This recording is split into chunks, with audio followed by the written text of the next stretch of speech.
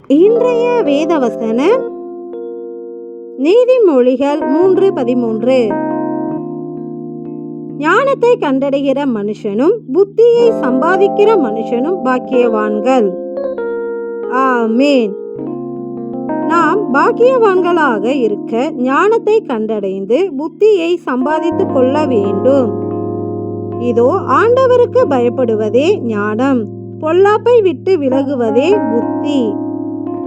இப்படி நம் கர்த்தராகிய ஆண்டவருக்கு பயந்து பொல்லாத வழிகளை விட்டு விலகினால் நாம் ஞானத்தை கண்டு புத்தியை சம்பாதித்துக் கொள்ளலாம். அப்பொழுது நாம் பாக்கியவான்களாய் இருப்போம். அன்றியும் பரியாசக்காரன் ஞானத்தை தேடியும் கண்டுபிடியான்.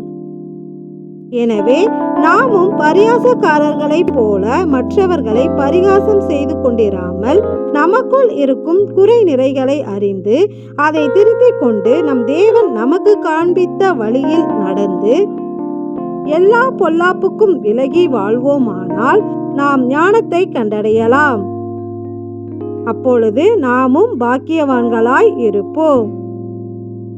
எங்களுக்கு ஞானத்தையும் புத்தியையும் தந்து எங்களை பாக்கியவான்களாய் மாற்றிய எங்கள் பிதாவாகிய தேவனே, உமக்கு நன்றி செலுத்துகிறோம்.